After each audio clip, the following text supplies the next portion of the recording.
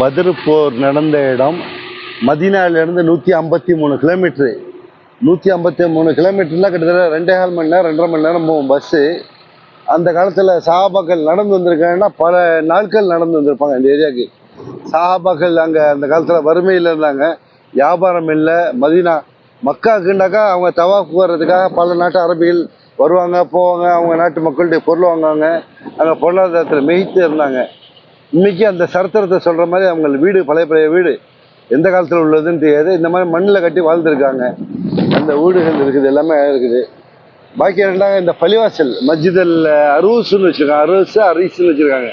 அரீஸ்னா புது மாப்பிள்ளைகளுடைய பள்ளின்னு சொல்லிட்டு அர்த்தம். அப்படின்னா அந்த சஹாபாக்கள் இருக்காங்கல்ல, என்றும் அவர்கள் வாழ்கிறாங்க, அவங்க என்றும் ஹயாத்தோடு இருக்காங்கன்னு அர்த்தம். அவங்க சொர்க்கவாசியாக போயிட்டாங்க, பத்ர் போரில் சொர்க்கவாசி ஆகிட்டாங்க. அவங்களுடைய நினைவாக கட்டிருக்காங்க இந்த இடம். இதுக்கு பின்னாடி இருக்கக்கூடிய பள்ளத்தாக்கில் தான் போர் நடந்துச்சு. அந்த பள்ளத்தாக்கு மக்காவிலேருந்து வர்ற இடம். மக்காவிலேருந்து வரும்போது அவங்க இங்கேருந்து மதீனாலேருந்து வந்தாங்க. 2 பேரும் மோதிக்கிட்டாங்க. அது மாதிரி மோதிக்கிட்ட பாடு அதில் 70 மாற்று மத சகோதரர்கள் இறந்து போயிட்டாங்க. பாக்கி சில பேர் எத்தனை பேர் பிடிப்பட்டாங்க எத்தனை கரெக்டாக தெரில, 2ல் கன்ஃபியூஸு.